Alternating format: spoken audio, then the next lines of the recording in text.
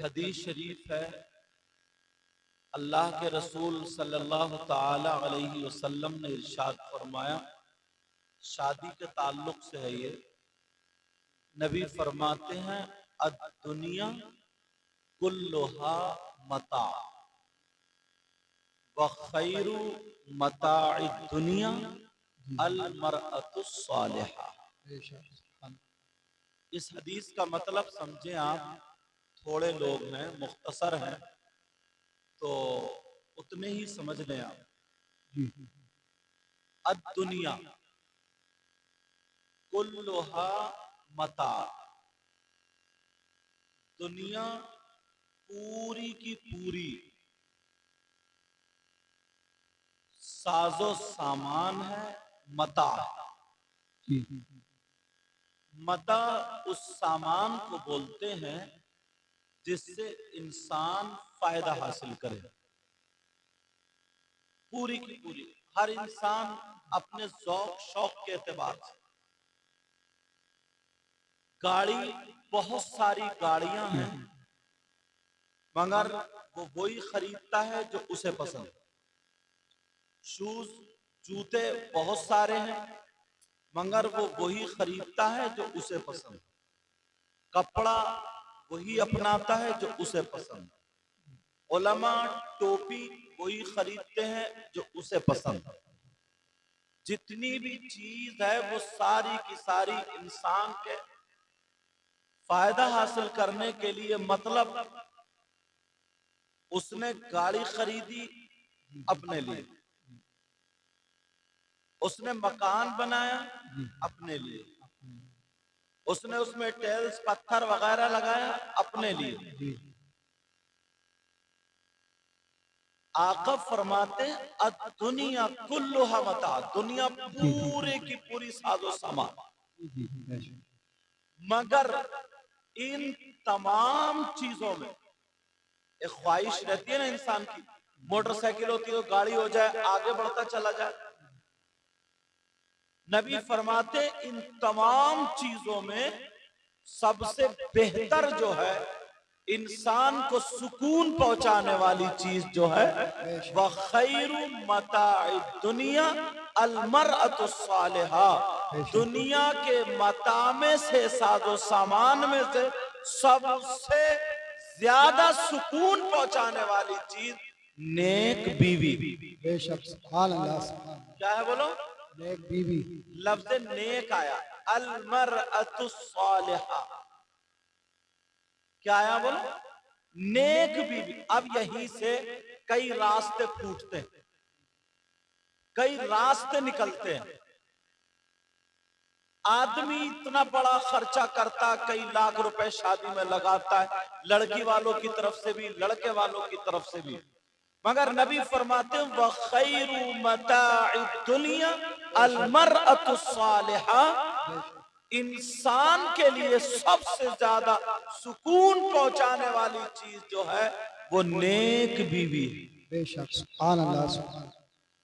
मालदार बीवी का जिक्र नहीं आया, बहुत ज्यादा गोरी चिट्टी बीवी का जिक्र नहीं आया, और दूसरी हदीसों में अलग अलग है, मगर इस हदीस में जो है अल मरअतु सालिहा का लफ्ज आया, नेक बीवी। व खैरु मताइद दुनिया अल मरअतु सालिहा। अब हमें तलाशना है, सारी चीजों से ज्यादा फोकस हमें जो रखना है वो नेक बीवी पर। अब मैं आपसे एक सवाल करता हूं, पूछूं, हम अच्छे जूते खरीदने चले, अच्छे, अब जब कंपनियां अगर अच्छे निकालेंगी तभी तो अच्छे मिलेंगे, फैक्ट्री में अगर अच्छे शूज बनेंगे तभी तो मिलेंगे।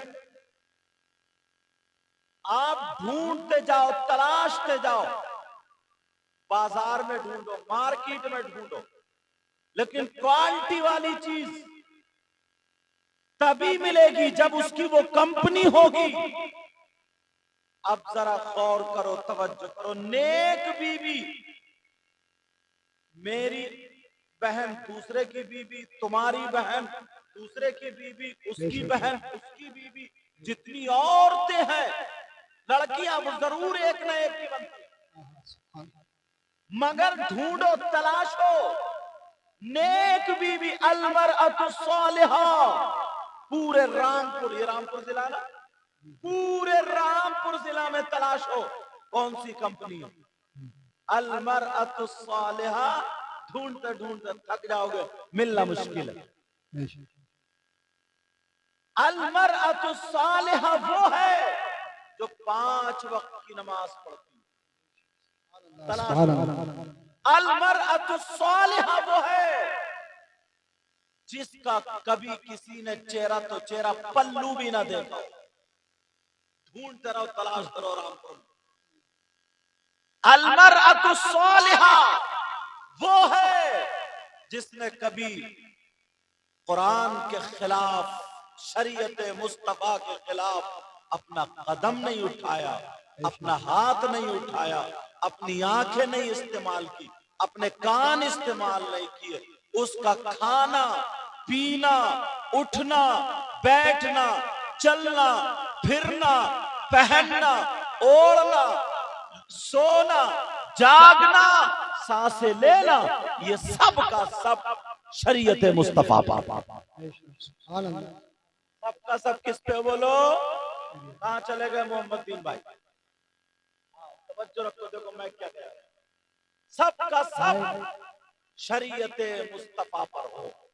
अब ढूंढो तलाशो तो क्वालिटी तो हमें और आपको बनानी पड़ेगी। क्या करनी पड़ेगी बोलो? हमें और आपको बनानी पड़ेगी। अब जरा तवज्जो करो, गौर करो। आने वाला महीना, इस महीने के बाद एक महीना ऐसा है जो मुसलमानों को आईना दिखा देता है। शरीयत मुस्तफा का आईना, उसको मुहर्रम शरीफ कहा जाता है। क्या कहा जाता है बोलो? मुहर्रम शरीफ। क्या कहा जाता है बोलो? मुहर्रम शरीफ। प्यारो, जरा इस बात पर गौर करना, तवज्जो। मुहर्रम जैसे ही नाम आता है, इमाम हुसैन पाक की तरफ जहन जाता, नबी की औलाद की तरफ जहन जाता, नबी की औलाद की तरफ उसका जहन पहुंचता है। अब जरा देख ले, गौर करें, तवज्जो करें। हम इतनी नस्लों के बाद, ये इतनी नस्लों के बाद सैयद है, आले रसूल है, हमारे इनके लोग हाथ चूम रहे हैं, तो वो तो डायरेक्ट नबी के नवासे, वो तो डायरेक्ट शहजादे रसूल थे। उनका आलम क्या होगा? उनके बारे में अल्लाह के रसूल ने सराहतन बिल्कुल आया। अल्लाह के रसूल इरशाद फरमाते हैं, अल्लाहुम्मा इन्नी उहिब्बुहुमा फअहिब्बहुमा व अहिब्ब मन युहिब्बुहुमा। मेरी बात भी गलत हो सकती है, आपकी भी गलत हो सकती है, क्या नबी की बात गलत हो सकती है? नबी फरमाते हैं, दोनों शहजादे यहां बैठे, हसन हुसैन, नबी फरमाते अल्लाहुम्मा इन्नी उहिब्बुहुमा, ऐ अल्लाह मैं इन दोनों से मोहब्बत करता हूँ। फअहिब्बहुमा, मेरे मौला तू भी इनसे मोहब्बत करना। व अहिब्ब मन युहिब्बुहुमा, और ऐ अल्लाह कयामत तक मुसलमान जो इनसे मोहब्बत करे, मेरे मौला तू उनसे भी मोहब्बत करते रहे। अब मोहब्बत का तकाजा जरा गौर करो, तवज्जो करो। अब जरा मोहब्बत का तकाजा देखो। मोहब्बत हमारी कौम के बच्चे, हमारी कौम के बच्चों का ये आलम है, जैसे ही मुहर्रम का महीना शुरू होता है, इनकी रगों में शैतान दौड़ने लगता है। इनकी रगों में शैतान दौड़ने लगता है। बताऊं कैसे? बाज बाज गांव पूरा पूरा अपने आप को सुन्नी कहलाता, पक्के सच्चे मुसलमान, मगर जैसे ही मुहर्रम का चांद दिखा, उन्होंने अपने सर से हरी पट्टी बांधी या काली पट्टी बांधी, और बस ढोल पे चिपट गए। किस पे चिपट गए बोलो? ढोल पे।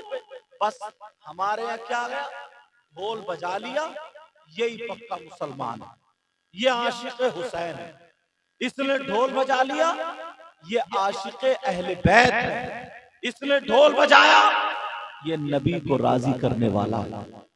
मैं तुम्हें जरा सच्ची बात बता दूं और अच्छी बात बता दूं, किसी के बाप का इंतकाल होता है, उसका 10वां 20वां 40वां बरसी उर्स, ये सब उनकी औलाद करती है, फिर उनके चाहने वाले करते हैं। अगर सही है कोई पीर है तो उनके खलीफा करते हैं।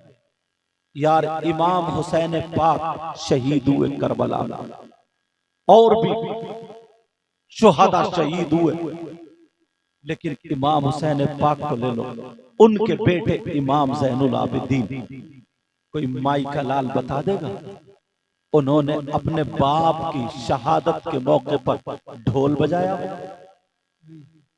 कोई बता सकता है माई का लाल इमाम हुसैन पाक की शहादत के मौके पर 1 तारीख से लेकर के 10 तारीख तक ढोल बजाया हो? कोई माई का लाल नहीं बता सकता। क्या इमाम ज़ैनुल आबिदीन के बाद इमाम मोहम्मद बाकिर, क्या उन्होंने ढोल बजाया? उनके बाद इमाम ज़ैनुल आबिदीन, क्या उन्होंने ढोल बजाया? उनके बाद इमाम मूसा काज़िम, इमाम जाफर सादिक के बाद इमाम मूसा काज़िम, क्या उन्होंने ढोल बजाया? तुम निकले इतने सगे, तुम निकले इतने करीबी। याद रखो, जो काम शरीयत के खिलाफ है, जो भी काम शरीयत मुस्तफा के अगर खिलाफ है, तो उससे ना तो कोई अल्लाह वाला राजी हो सकता है, न रसूलुल्लाह राजी हो सकते हैं, न नबी की औलाद राजी हो सकती, सिवाय शैतान के कोई और राजी नहीं हो सकता। हमारे यहाँ यार कितना अच्छा होता, आज हम जाते हैं रोडों पे, देखा होगा तुमने, पंजाबी लोग शरबत पिला रहे हैं, जिधर को निकल जाए पिला रहे हैं। और हमारे यहाँ क्या, तुम्हारे घर पे अगर कोई मेहमान आ जाए उसे खाना नहीं खिला सकता, दोपहर के टाइम पे आ गया उसे पानी नहीं पिला सकता, रिश्तेदार आ गया, यहां तक के एक भाई अगर इस मोहल्ले में रहता है और एक भाई उस मोहल्ले में रहता है, खाने के टाइम पर अगर उस मोहल्ले वाला भाई इधर आ गया तो उसकी बीवी आग बगोला हो जाती है, और ये अपना खाना उठा के रख देते कि जब ये चला जाएगा तब खाए। बरकत हो सकती है तुम्हारे घर में, बरकत तलाश सकते हो। सगा भाई उसका आलम यह है, उसके बच्चे आ जाएं, तुम्हारे बच्चे कोई चीज खा रहे हैं तो फौरन ये माँ और बाप अपने बच्चों को आंखें दिखा दिखा के अंदर कर देते, चल अंदर जाके खा, अंदर जाके खा, कहीं तुम्हारे भाई के बच्चे को देना ना पड़ जाए। तुम ये सबक सिखा रहे हो, तुम ये तरीका सिखा रहे हो, मेरे नबी के तरीके से हटकर है ये।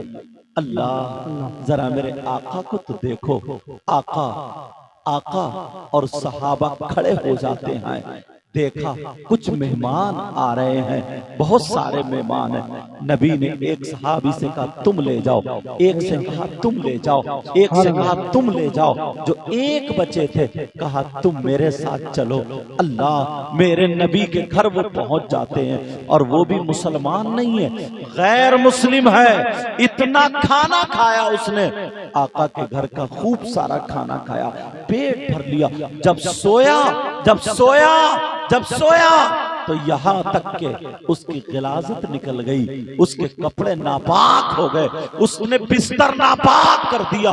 उसने सोचा कि ये मोहम्मदुर रसूलुल्लाह हैं, जिनके चाहने वाले इनका थूक इनके हाथों में ले लेते हैं, इनका पसीना खुशबू में मिलाते हैं।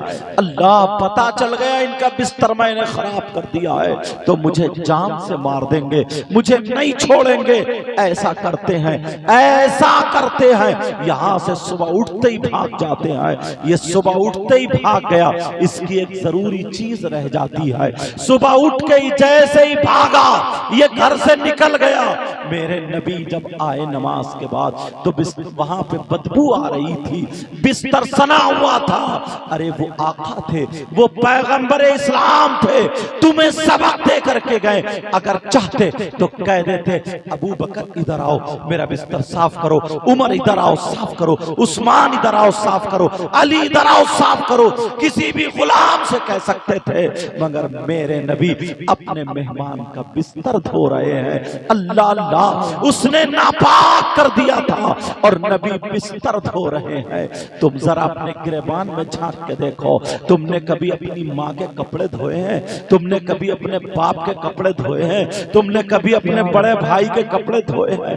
तुमने कभी अपने कमरे को साफ किया है? नहीं नहीं। लेकिन मेरे नबी से पूछो, वो भी मुसलमान नहीं था, गैर मुस्लिम नबी का मेहमान बना था, बिस्तर को खराब कर गया। सहाबा कह रहे आका हम धो दे। कहा नहीं, मेहमान मेरा था, मुझे धोना है। अल्लाह अल्लाह, वो पैगंबर इस्लाम जिससे कह दे कि तू जन्नती है तो वो जन्नती है, जिससे कह दे कि तू बादशाह है तो वो बादशाह है। वो मेरे नबी जो टूटे हुए हाथ को जोड़ करके अपना थूक लगा दे तो टूटा हुआ हाथ जुड़ जाता है। जिसकी आंख निकल गई, हाथ में रखी है, मेरे नबी ने आंख को उठा करके उनके हल्के में रख दिया और थूक लगा दिया। उनकी आंख का ऑपरेशन हो गया, आंख जुड़ जाती है, रोशनी आ जाती है। वो पैगंबर इस्लाम अपने मेहमान के साथ, उसका ये आलम है। अल्लाह अल्लाह, बिस्तर धो रहे हैं। उसने सोचा अब मैं क्या करूं, मारा जाऊंगा मगर मेरी जरूरी चीज रह जाती है। उसने कहा चलो मैं जाकर के देखूं, भले मारा जाऊं। जब आकर के देखा तो मेरे नबी उसका बिस्तर धो रहे थे और जैसे ही वो आया तो मुस्कुरा करके कहने लगे तुम कहां चले गए थे, तुम्हारी वो चीज रह गई है, अरे तुम ले लो, मैं तुम्हें तलाश रहा था। जब इतना कहा, खुदा की कसम उसकी आंखों में आंसू आ गए और आंखों में आंसू आए, जैसे ही आंसू आए कदमों में गिर जाता है और गिरने के बाद कहता है अरे मैंने नाम सुना था, आज मैंने अपनी आंख से देख लिया है, मैं बाद में जाऊंगा, पहले मुझे कलमा पढ़ा दो, पहले कलमा पढ़ा दो, पहले मुझे कलमा पढ़ा दो। अल्लाह अल्लाह, मेरे नबी उसके बिस्तर की गंदगी नहीं धो रहे थे बल्कि उसके जो कुफ्र की गंदगी थी उसको धो रहे हैं। अल्लाह अल्लाह, तुम्हारे अखलाक कहाँ चले गए, तुम्हारा किरदार कहाँ चला गया, तुम्हारा कैरेक्टर कहाँ चला गया। मैंने पंजाबियों को देखा है, रुद्रपुर के इलाके में रहता हूँ, मैंने देखा है अगर एक पंजाबी जा रहा है मोटरसाइकिल पे, बराबर में देखा दूसरा पंजाबी जा रहा है तो मालूम है क्या कहता है, मोटरसाइकिल रोक लेता है और रोकने के बाद कहता है तेनू किते जाना, तेनू किते जाना, मतलब ये तू कहाँ जा रहा है, बोल कहाँ जाएगा, फौरन बैठ जा, आजा बैठ जा, उसे मोटरसाइकिल पे बिठा लेता है। तुम्हारा क्या हाल है, कभी तुमने अपने आप को देखा है, अगर तुम जा रहे हो और दूसरा मुसलमान तुम्हारा भाई जा रहा है तो तुम्हारे जानने वाला अगर है तो तुम क्या करते हो, जेब से मोबाइल लगाया, निकाला और निकालने के बाद कान पे लगाया और बस हेलो हेलो हेलो करता हुआ मोटरसाइकिल से निकल गया ताकि वो तुम्हारी मोटरसाइकिल पे बैठ ना जाए। बोलो तुम्हारे घर में बरकतें हो सकती हैं क्या, तुम्हारी जिंदगी में खुशहालियां हो सकती है? नहीं हो सकती हैं। यही तक नहीं है, अगर वो पंजाबी के साथ में उसकी बीवी भी बैठी हुई है, उसके घर की कोई लेडी बैठी हुई है, कोई औरत बैठी हुई है, तब भी वो तीसरे पंजाबी को बिठा लेता है। मगर तुम कहां बिठाते हो? उसका भी ये आलम है कि उसको हाथ नहीं लगा सकता, ऐसा बैठता है जैसे उसकी बहन बैठी हो, उसकी बहन के सामने। और तुम्हारे क्या हाल है? तौबा तौबा, छी छी, अगर मैं तुम्हें बता दूं ना तो मुंह को कलेजा आ जाएगा। खुदा की कसम प्यारो सुनो, ऐसे हालात हो गए हैं। मुझे मुझे बोल लेने दिया जाए। चचेरा भाई अपनी बहन पे, चचेरी बहन पे गलत नजर डालता है, अपना मुमेरा भाई बहन पे गलत नजर डालता है, अपना तएरा भाई अपनी चचेरी बहन पे गलत नजर डालता है, पुपेरी बहन पे गलत नजर डालता है, मुमेरी बहन पे गलत नजर डालता है। जरा मुझे बताओ क्या ऐसा है कि नहीं है? तुम्हारी रगों में, तुमसे मुराद उन लोगों की बात कर रहा हूं जो ऐसे हैं, बुरा मत मानना, मैं तुम्हारी करके बोलूं तो तुम समझ लेना। अल्लाह अल्लाह कैसे हालात हो गए हैं। एक तो ये पुराने लोग बैठे हैं, ये बुजुर्ग बैठे, इनसे पूछो, इनका जमाना देखो। इनका जमाना ये था, अगर इनकी पड़ोस में ना कोई गैर मुस्लिम लड़की भी रह रही है और उसकी ससुराल वाले अगर उसको जबरदस्ती कोई झगड़ा हो गया, खींचने के लिए आ गए, तो इन मुसलमानों की लाठी उसके दरवाजे पे आके लग जाती थी और ये कहते थे ये हमारे मोहल्ले की, पड़ोस की हमारी बहन है, हमारी बहन, हम मर जाएंगे पहले हम लाठी चलाएंगे, अपनी लाशें गिरा देंगे, उसके बाद तुम्हें जाना पड़ेगा। ये इज्जत बचाते थे, इज्जत। आज तुम चचेरी बहन पे गलत नजर डालते हो, मुमेरी बहन पे गलत नजर डालते हो, फुपेरी बहन पे गलत नजर डालते हो। और मैं तुम्हें क्या बता सकता हूँ, इतना गंदा इंसान, इतना नीच इंसान, इतना खराब इंसान मोबाइल के चक्कर में आ गया। अल्लाह अल्लाह, बस देख लिया, फिल्मों में देख लिया, मूवीज में देख लिया, एक दूसरे से हम प्यार का सबक पढ़ा रहे हैं कि साहब हमारा उससे प्यार हो गया, हमारा उससे प्यार हो गया।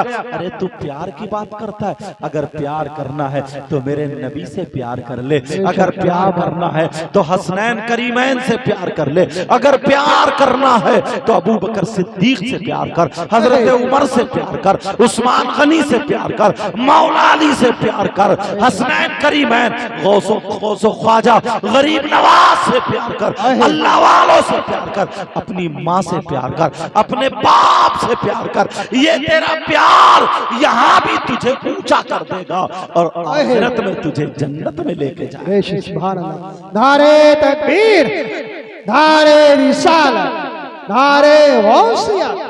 हज़रत अल्लामा सैयद शराफत भाई ने आज शादी के प्रोग्राम, आज शादी के मौके पर ये प्रोग्राम किया है। तो आज मैं तुम्हें बता दूं, लोग पहले जो थे ना दोस्ती करते थे, अल्लाह कितनी प्यारी दोस्ती होती थी, एक दूसरे का सहारा बनते थे, एक से दो हो जाते थे, एक लाठी से दो लाठी हो जाती थी। इन बुजुर्गों से पूछो, जब इनकी दोस्ती होती थी, अगर दोस्त की बहन की शादी होती थी तो ये भी ऐसे ही करता था जैसे इसकी सगी बहन की शादी हो रही है। अगर दोस्त की बहन के घर जाता था तो कभी उसको भात देता था, कभी उसको पैसे देता था, ऐसे ही बर्ताव करता था जैसे सगी बहन के साथ बर्ताव किया जाता है। मगर आज लोग इतने गंदे हो गए, छी छी। अगर मैं बोलूं ना, अगर मैं बोलूं तो मुंह को कलेजा आ जाएगा।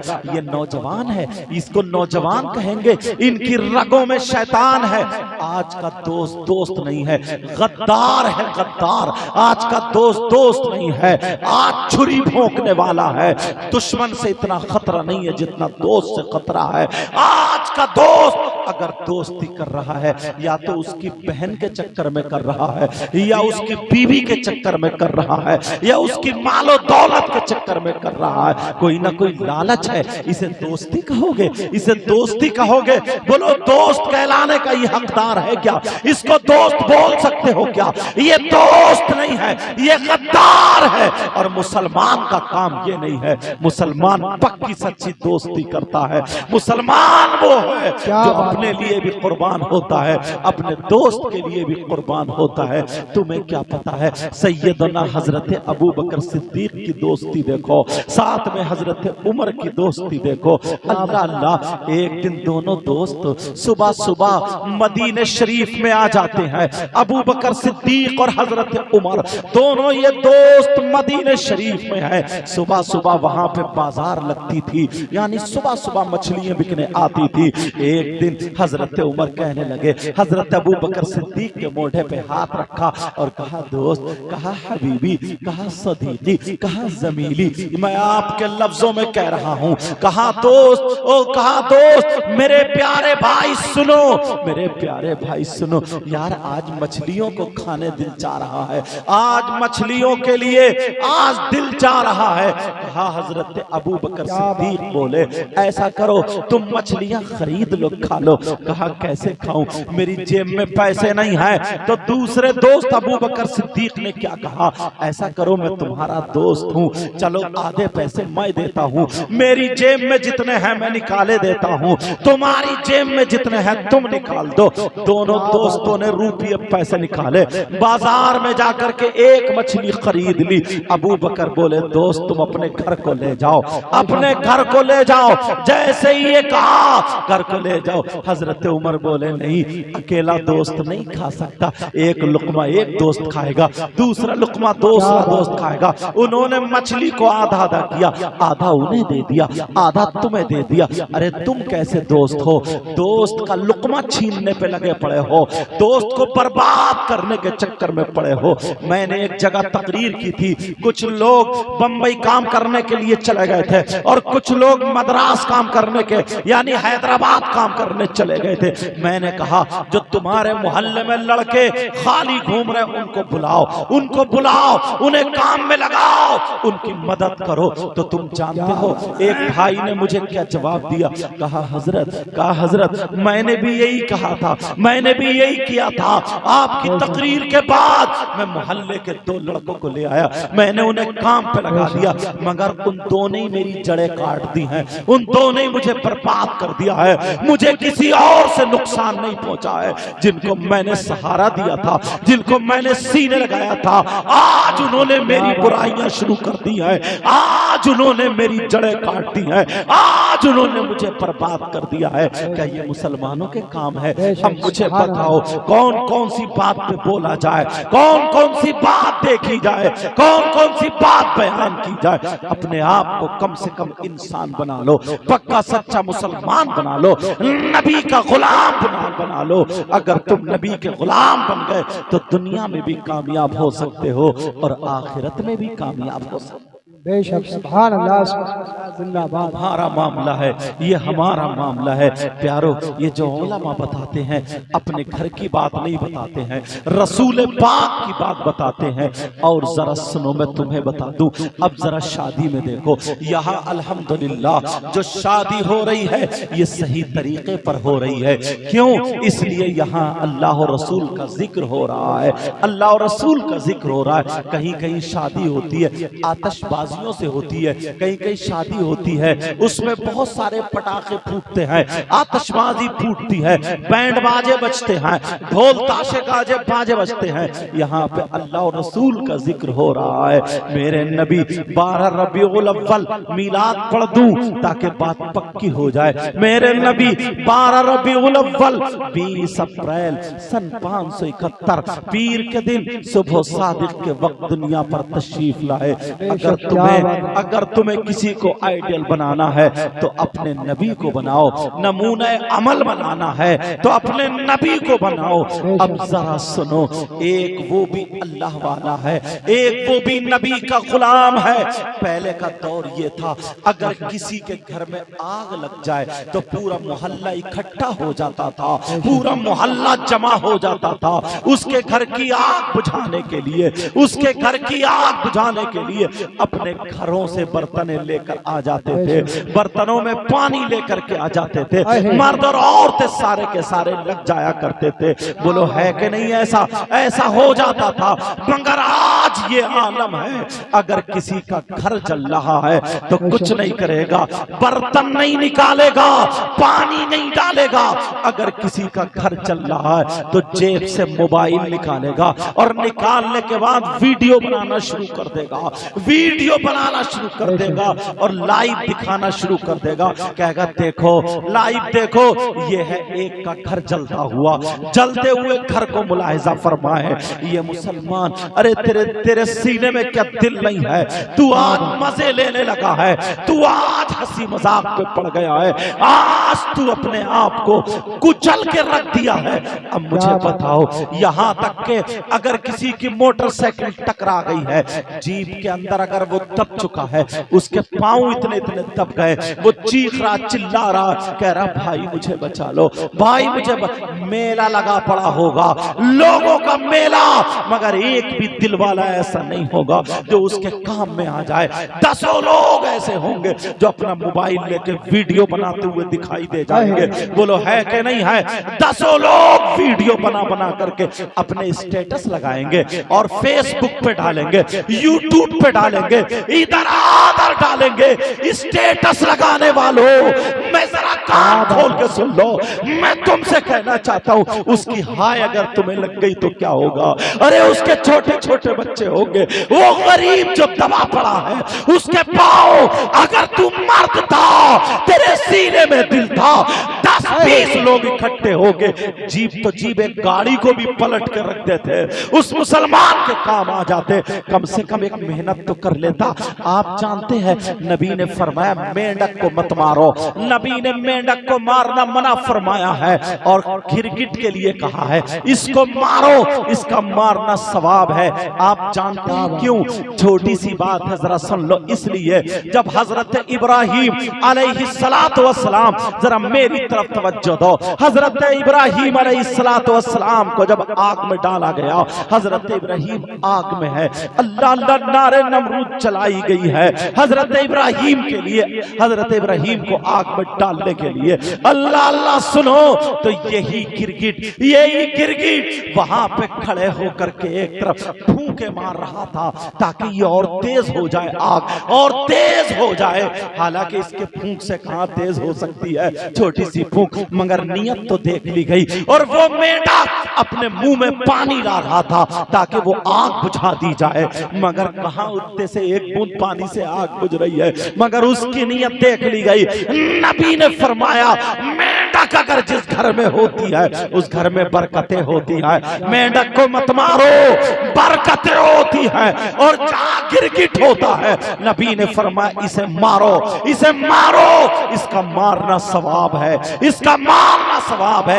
एक जरा सी बात थी, तुम अगर किसी मुसलमान को दबा हुआ देख करके तुमने उसकी वीडियो बनाकर स्टेटस लगा ली, अपने दोस्तों को दिखा रहे हो, सब में बांट दिया, शेयर कर दिया, क्या तुम्हें पता नहीं है उसका दिल दुखा होगा? काश वहां पे 20 लोग खड़े थे, वैसे ही खड़े होकर के उस जीप को खड़ा कर देते, पलट के रख देते उस मुसलमान की हमदर्दी के लिए, तो तुमसे अल्लाह भी राजी हो जाता, रसूलुल्लाह भी राजी हो जाते, तुम्हारी दुनिया भी कामयाब, तुम्हारी आखिरत भी।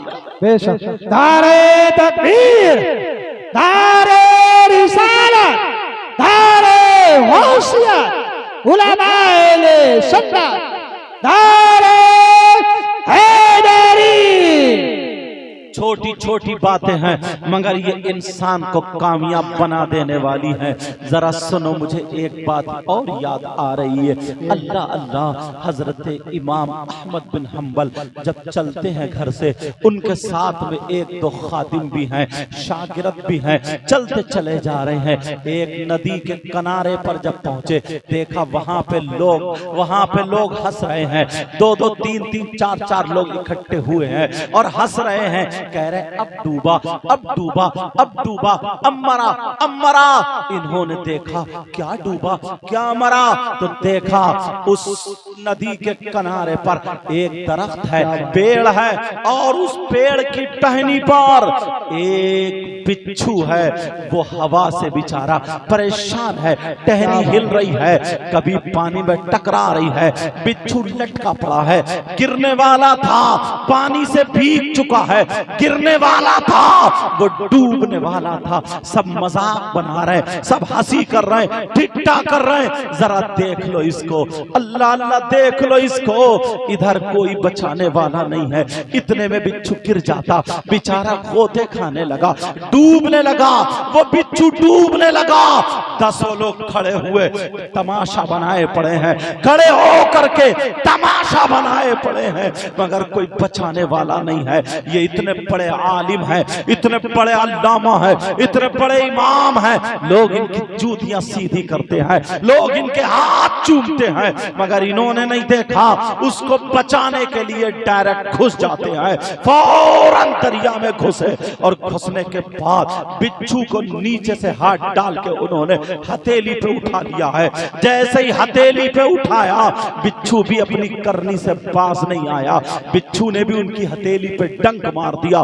जैसे ही डंक मारा तो उनके तकलीफ हुई, उनके दर्द हुआ, जहर चढ़ा, मगर बिच्छू अपनी आनी से पानी नहीं आया, उसने डंक मार दिया।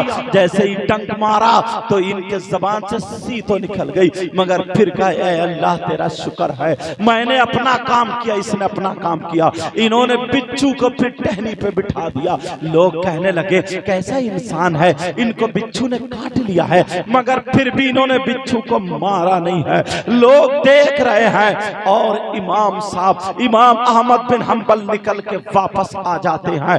जैसे ही वापस निकल के आए इमाम साहब, अब फिर वो गिरने लगा, फिर वो हवा के झोंके आने लगे, फिर वो टहनी हिलने लगी। अब सारे लोग कहने लगे अब कौन बचाएगा तुझे, अब तो तुझे मरना ही है, तूने इमाम साहब के भी काट लिया है। अल्लाह अल्लाह, फिर जो हवा का झोंका चला वो बिच्छू गिर जाता है।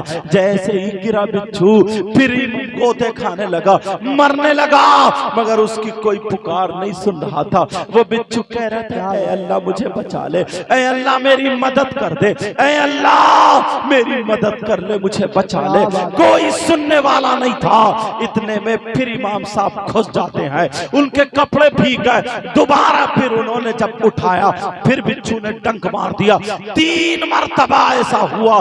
तीसरी मरतबा के बाद जो इमाम साहब का खादिम था, जो अल्लामा साहब का खादिम था, उसने कहा हजरत अहमद जाना, मुझे सिर्फ 2 मिनट दे दो, मैं इस बिच्छू को मार के फेंक दूंगा, मैं इसके टुकड़े टुकड़े कर दूंगा। कहा मैं तो बचाने के लिए गया। कहा हुजूर देखो ना, आप बचा रहे हैं और ये आपके डंक मार रहा है। प्यारो, इमाम साहब ने क्या जुमला दिया था, अगर उस जुमले की तुमने हिफाजत कर ली, उस जुमले को दिल की तख्ती पर अगर नोट कर लिया तो तुम कामयाब हो सकते हो, तुम्हारी दुनिया संवर सकती है, तुम्हारी आखिरत भी संवर सकती है, तुम पक्के सच्चे नबी के गुलाम बन सकते हो। ऐसी बातों पर अगर अमल करो। सुनो इमाम साहब ने क्या जुमला बोला था।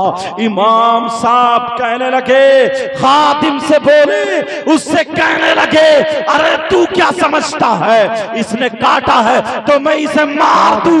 हजरत इसे डुबो दो, इसे कुचल दो, इसके टुकड़े टुकड़े कर दो, आप इसको मारते क्यों नहीं है। तो इमाम साहब ने कहा अरे इसकी आदत बुरी है, ये डंक मारने की, मेरी आदत अच्छी है बचाने की। जब ये अपनी गंदी आदत नहीं छोड़ सकता तो मैं अपनी अच्छी आदत कैसे छोड़ दूं। ये अपनी बुरी आदत से बाज नहीं रह सकता तो मैं अपनी अच्छी आदत से बाज कैसे आ जाऊं। सुभान अल्लाह, सुभान अल्लाह। अच्छी आदतें बनाओगे, बोलो इंशाअल्लाह, बोलो इंशाअल्लाह। आज के बाद किसी को तकलीफ मत देना प्यारो। तो वहां से ना अगर कुत्ता भी हो, कुत्ता उसको भी तकलीफ मत दियो। हमारे यहाँ क्या है, एक बात और बता दूं, एक बात और सुन लो, और सुन लो। हमारे यहाँ पर क्या है, ब्याह होती है, ब्याह होता है, शादी होती है, शादी, और शादी में तुमने देखा होगा, मेरी तरफ जरा तवज्जो दो, थोड़ी सी छूटन झाटन बच जाती है, थोड़े से खाना बच जाता है, हड्डी गुड्डी बच जाती है। जब मेरी तरफ तो इनसे मत बस, अब जरा मेरी तरफ तवज्जो। अल्लाह ताला बरकत अता फरमाए। जरा मेरी तरफ तवज्जो दो, मेरी तरफ तवज्जो दो, मेरी तरफ गौर करो। अगर जरा सा वो बच जाता है, झूठन छाटन बच जाती है, अल्लाह अल्लाह एक तरफ डाल दिया जाता है। बोलो डाला जाता है या नहीं डाला जाता है। जब डाल दिया जाता है तो उसको खाने के लिए कुत्ते आ जाते हैं। बोलो आते ही नहीं आते, उसे कुत्ते खाने के लिए आ जाते हैं। मगर हमारा बाज बाज बूढ़ा है, हमारा बाज बाज बुजुर्ग है, उसका आलम यह है कि कुत्तों को लठ लेके डटा पड़ा है, कुत्तों को जूतों से मार रहा है, चप्पल से मार रहा है, कुत्तों कुत्तों को खाने नहीं दे रहा। इन बूढ़े बुजुर्ग से पूछो तुम खाओगे क्या इसे? इन बुजुर्ग से पूछो ये मेहमानों को खिलाया जाएगा? इन बुजुर्ग से पूछो ये किसको खिलाया जाएगा, किसको दिया जाएगा? अल्लाह के बंदो, अगर कोई जानवर खा लेगा, कोई कुत्ता खा लेगा तो कम से कम उसका पेट भर जाएगा। बोलो भरेगा या नहीं भरेगा? मगर हमारे यहाँ तहजीब हट गई है, हमारे यहाँ तहजीब खत्म हो गई है। माशाल्लाह इन्होंने खाना खिलाया है, शादी वालों ने बड़े अच्छे अंदाज में खिलाया। ये नौजवान बच्चे हैं, बड़े अच्छे अंदाज में मैंने देखा है। वरना बाज जगह ऐसा आलम होता है, ऐसे लपट डुबकी होती है और बाज इंसान उसे खाने का ढंग नहीं है, तरीका नहीं है। डोंगे में से इतनी प्लेट में भर लेगा, इतनी भर लेगा, नियत खराब है, अब खाया नहीं जा रहा। एक दो बोटी खाई, एक दो टुकड़े खाए, बस इधर को फेंक रहा, उधर को फेंक रहा, बर्बाद कर रहा है। क्या तुमसे हिसाबो किताब नहीं लिया जाएगा? ये सोचता है कोई हमारा बर्बाद थोड़ी हो रहा। अरे हो बेइज्जती हो, शादी वाले की बेइज्जती हो, दूसरे की बेइज्जती चाहोगे, अल्लाह तुम्हें हरगिज़ इज्जत नहीं देगा। अगर दूसरों की इज्जत चाहोगे, अल्लाह तुम्हें इज्जत से नवाज देगा। याद रखना मेरी इस बात को। बाज बुजुर्ग जो हैं कुत्तों के पीछे पड़े रहते हैं, लठ लेके कुत्तों को रखा रहे हैं। काय को? वो झूठन झाटन से। काय को? वो बचे हुए खाने को। कौन खाएगा? वो पांवों के नीचे आ रहा था, एक तरफ डाल दिया, कुत्ते खाने लगे। मुझे वो बात याद आने लगी। एक मुहद्दिस साहब हैं, इतने बड़े मुहद्दिस हैं, इतने बड़े मुहद्दिस। उनका एक मुरीद है, वो कहने लगा हुजूर आप दुनिया से चले गए, दुनिया से चले गए तो फिर मेरा दिल नहीं लगेगा। इत्तेफाक से कुछ दिनों के बाद उनका इंतकाल हो जाता है। लेकिन जब इंतकाल हुआ, वो कब्र पे जाकर के रोता था और कहता था हुजूर अपना दीदार करा दो, हुजूर दीदार करा दो। अल्लाह अल्लाह, जरा सुनने की बात है, किसी के पेट पे लात मत मारना, सुनने की बात है ये। उन्होंने कहा को हुजूर दीदार करा दो। अब जब रात हो जाती है, ये ख्वाब में देखता है हजरत की कब्र को बिल्कुल क्यारी, जन्नत की क्यारी बना दिया जाता है। फूल पौधे हैं, खुशबू आ रही है। इसने पूछा हुजूर आपकी कब्र को जन्नत की क्यारी कैसे बना दिया? फूल पौधे कैसे बना दिए? खुशबू कैसे आई? जरा इतना बता दो। अल्लाह अल्लाह, जब इतना कहा तो वो मुहद्दिस साहब क्या कहते हैं, सुनने की बात है। जो लोग कुत्तों को मार रहे हैं वो सुन ले, जो लोग खाना बर्बाद कर रहे हैं वो सुन ले, जो पांवों से रिज़्क़ को कुचल रहे हैं वो सुन ले। वो लोग सुने जो लोगों को तकलीफ दे रहे हैं। उन्होंने कहा मुहद्दिस साहब जवाब देते हैं, बेटा मेरी अल्लाह को एक अदा पसंद आ गई है। कहा वो कौन सी अदा है? कहा बेटा सुनो, एक मर्तबा फजर की नमाज के बाद जब मैं हदीस शरीफ लिखने के लिए बैठा तो तुम भी मेरे पास मौजूद थे। मैंने तुमसे कहा था जाओ वो कलम उठा करके लाओ, वो दवात उठा करके लाओ। वो कलम दवात लाई जाती है, कहा उसको उठा करके लाओ। वो उठा करके लाए। मुहद्दिस साहब जब हदीस शरीफ लिखने बैठे, वुजू बना लिया है उन्होंने, बावुजू बैठे हुए हैं, हदीस शरीफ लिखने के लिए बैठते हैं। अल्लाह अल्लाह, उन्होंने कलम को दवात में डाला। जैसे ही कलम दवात में डाली और डालने के बाद जब कलम पे रोशनाई लग जाती है, कलम की नोक पे रोशनाई लगी है, लिखने वाले थे कलम यहाँ पर लाए तो कलम की नोक पर एक मक्खी बैठ जाती है और वो मक्खी रोशनाई पीने लगती है, वो मक्खी रोशनाई पीने लगती है। इन्होंने देखा मुहद्दिस साहब अगर चाहते तो उसे चुटकी मार के उड़ा देते, अगर मुहद्दिस साहब चाहते उसे हिला देते, अगर मुहद्दिस साहब चाहते उसे झटका मार के गिरा देते, अगर मुहद्दिस साहब चाहते उसे फूंक मार के गिरा देते।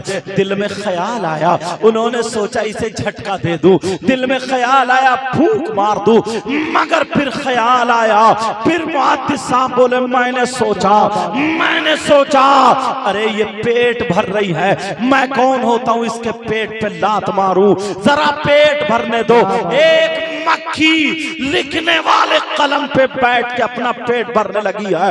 मुहद्दिस साहब ने कलम को रोक दिया, लिख नहीं रहे हैं और फरमाने लगे मैंने अपनी सांसें भी रोक ली ताकि हिल जाए, कहीं मक्खियां उड़ जाए। उन्होंने कहा मैंने अपनी सांसें रोक ली और जैसे ही सांस रोकी वो मक्खी जो थी पेट भर के निकल जाती है और जैसे ही पेट भर के निकली अब वो मुहद्दिस साहब कहने लगते हैं अल्लाह को मेरी अदा इतनी पसंद आई, इतनी पसंद आई कि मेरी कब्र को जन्नत की क्यारी बना दिया जाए। बेशक नारे तकबीर, नारे रिसालत, मसलके आला हजरत अल्लामा सैयद मुकीम रहमान साहिब किबला ख्वाजा का हिंदुस्तान, सरकड़े का सुन्नी मुसलमान, उलमाए सुन्नत।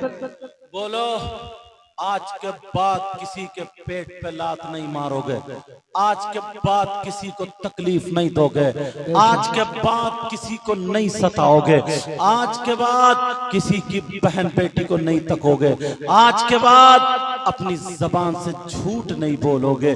अच्छा मैं आपसे पूछना चाहता हूँ, इतनी बात जब झूठ की आ गई है तो सुन लो, झूठ की बात आ गई है तो सुनो। अल्लाह वो इंसान कितना बुरा होगा जिस पे अल्लाह की लानत बरस जाए, वो शख्स कितना बुरा होगा जिस पे 50 मरतबा 10 मरतबा 20 मरतबा अल्लाह की लानत पड़ जाए। बहुत बुरा इंसान होगा जिस पे अल्लाह ताला की लानत पड़े। अल्लाह किस पे अल्लाह की लानत पड़ती है जरा देखो। अल्लाह ताला फरमाता है लानतुल्लाहि अलल काज़िबीन, झूठों पर अल्लाह की लानत, झूठों पर अल्लाह की लानत। अब सुबह से लेकर शाम तक कितना झूठ बोल रहे हैं, सुबह से लेकर शाम तक हम और आप कितना झूठ बोल रहे हैं। और ये जो मोबाइल है मोबाइल, ये जो मोबाइल है मोबाइल, इसने तो मौलाना लोगों को भी झूठ बुलवा दिया है, इसने पीरों को भी झूठ बुलवा दिया है, इसने इमामों को भी झूठ बुलवा दिया है, इसने मुफ्तियों को भी झूठ बुलवा दिया है। ये जो मोबाइल है ना मोबाइल, इससे बड़े बड़े मौलाना फंस चुके हैं। कहाँ पहुंच गए हजरत? अगर है दलपतपुर तो बता रहा गोविंदपुर पहुंच चुका हूँ, अगर है रामपुर तो बता रहा है मुंडा पांडे पहुंच गया हूँ। बोलो है कि नहीं ऐसा? कितने झूठ बोलते हैं, इमाम तक भी झूठ बोल जाता है, पीर भी झूठ बोल जाते हैं। मोबाइल के जरिए अगर कोई भी झूठ बोलता है, चाहे वो किसी के जरिए भी झूठ बोले तो झूठ तो झूठ है। अल्लाह फरमाता है लानतुल्लाहि अलल काज़िबीन, झूठों पर अल्लाह की लानत है, अल्लाह की लानत है। नबी ने फरमाया अपनी जबान की हिफाजत कर लो। अल्लाह ताला के रसूल फरमाते हैं कि जबान की हिफाजत कर लो, इसकी हिफाजत की जिम्मेदारी ले लो, जन्नत की जिम्मेदारी मैं ले लेता हूँ। अगर तुमने हिफाजत कर ली तो जन्नत मैं दिलवाऊंगा। दूसरी शर्मगाह है, अगर शर्मगाह की हिफाजत कर ली तो जन्नत मैं दिलवाऊंगा। प्यारो अपनी जबान पे कंट्रोल करो। बाज़ इतना बोलता है, बड़ चौराहों पे बैठ करके बाज़ जितना बड़ा जाहिल है उतना ही बड़ा मुफ्ती बनने की कोशिश करता है। और अगर कोई मोबाइल के जरिए अगर कोई मसला उसको मिल गया है, मसला अगर उसे हाथ आ गया है तो अब इमामों से जाकर के टकराता है। अब इमाम साहब से पूछता है इमाम साहब बताओ, ये इस्लाह के लिए नहीं, इमाम साहब को चेक कर रहा है, इमाम साहब का इम्तिहान ले रहा है, ये देख रहा है इमाम साहब कितने पानी में है। अरे तू जानता है उसके सीने में कुरान है, तू जानता है उसके सीने में अहादीस नबविया है। अगर वो आलिम रब्बानी है तो नबी फरमाते हैं अगर कोई आलिम या तालिब इल्म किसी बस्ती के कब्रिस्तान से गुजर जाए, अल्लाह गुजर जाए, तो उसके गुजरने की बरकत ये होगी कि अल्लाह ताला उस कब्रिस्तान के मुर्दों से 40 दिन के लिए अजाब उठा लेता है। मुबारकबाद के लायक हैं शराफत हुसैन साहब, उन्होंने अपने बेटे की शादी उन्होंने अपने बेटे की शादी के मौके पर रसूलुल्लाह के जिक्र को, रसूलुल्लाह के जिक्र की महफिल की है। उन्होंने भांगड़ा नहीं, उन्होंने डांस पार्टी नहीं, नाच गाने खेल कूद नहीं। हम दिल से दुआएं करते हैं, ऐ अल्लाह अपने हबीब के सदका तुफैल इस शादी में बरकतें अता फरमा दे, इनके घर में बरकतें अता फरमा दे, पूरी बस्ती में बरकतें अता फरमा दे। मेरे मौला परवरदिगार, जो दो खानदान एक होने जा रहे हैं, रिश्तेदारी में मुंसलिक हो रहे हैं, ऐ अल्लाह तू इन दोनों खानदानों में मोहब्बत मवद्दत पैदा फरमा देना, और दूल्हा को दुल्हन और दुल्हन को दूल्हा मुबारक फरमा दे। ऐ अल्लाह इन्हें नेक और सालेह औलाद से नवाजना। मेरे मौला परवरदिगार आलम, ऐ अल्लाह हर तरीके की परेशानी से हमें और इन्हें सबको महफूज व मामून फरमा दे। इंशाअल्लाह जिंदगी रही तो फिर मुलाकात। कलमा शरीफ पढ़िए मेरे साथ, ला इलाहा इल्लल्लाह मुहम्मदुर रसूलुल्लाह। मेरे साथ पढ़े, अस्तगफिरुल्लाह अस्तगफिरुल्लाह अस्तगफिरुल्लाह रब्बी मिन कुल्लि ज़ंबिन व अतूबु इलैह। कलमा शरीफ पढ़े, ला इलाहा इल्लल्लाह मुहम्मदुर रसूलुल्लाह व मा अलैना इल्लल बलाग। अस्सलामु अलैकुम व रहमतुल्लाहि व बरकातुहू। अल्लज़ी खलक़ल मौत वल हयात लियब्लुवकुम अय्युकुम अहसनु अमला व हुवल अज़ीज़ुल गफ़ूर। सदक़ल्लाहु मौलानल अज़ीम व बल्लग़ना रसूलुहुन नबियुल अमीनुल मतीनुल करीम व नहनु अला ज़ालिका लमिनश शाहिदीन वश शाकिरीन वल्हम्दुलिल्लाहि रब्बिल आलमीन। मदीने के ताजदार, उम्मत के गमख्वार, नबियों के सरदार, हम सब के आका जनाब अहमद मुज्तबा मोहम्मद मुस्तफ़ा सल्लल्लाहु ताला अलैहि वसल्लम की बारगाह आली शान में गुलामी का सबूत देते हुए पूरा मजमा झूम करके दुरूद शरीफ का नजराना पेश करें। पढ़िए बुलंद आवाज से, अल्लाहुम्मा सल्ली अला सय्यिदिना मौलाना मुहम्मदिन व अला आलि सय्यिदिना व मौलाना मुहम्मदिन व बारिक वसल्लिम सलातो व सलामन अलैका या रसूल अल्लाह सल्लल्लाहु ताला अलैहि वसल्लम। हज़रात, आज का ये अजीम शान रूह परवर प्रोग्राम एक शादी के मौके पर मनाया जा रहा है। माशाअल्लाह यहाँ पर अच्छे अच्छे उलमा, अच्छे अच्छे शोरा जलवागर हैं, हाजिर हैं। अल्लाह ताला सबके इल्म व अमल में बरकतें अता फरमाए, आमीन। और माइक तो इलाके का मशहूर माइक है, इनको तो बोलने की ज़रूरत ही नहीं है, ये खुद ही बहुत अच्छा बजाते हैं। पूरा सिस्टम अच्छा है। प्यारों, अजीज़ों, नौजवानों, ये प्रोग्राम शादी के मौके पर है। अगर 2-4 या 10-20 लोग अगर मिलकर के प्रोग्राम करते हैं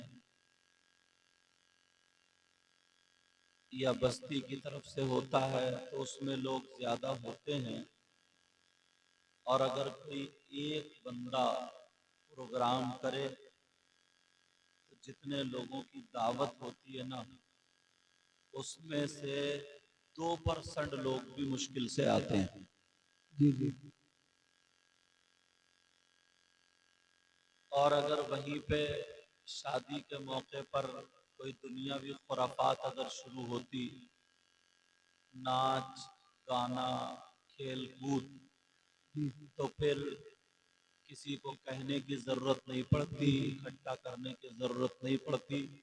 फिर तो खुद ब खुद लोग पहले से ही आ जाते और आकर के जमा हो जाते। एक शादी वाला बेचारा क्या कर सकता है? यही तो कर सकता है कि वो मौलाना लोगों को बुलवा सकता है, अच्छा माइक मंगवा सकता है, कुर्सियां डलवा सकता है, पूरा सारा इंतजाम, खाना खिलवा सकता है और खिलवाता है। सारी चीजें होती हैं, मौलाना लोग भी आ जाते हैं,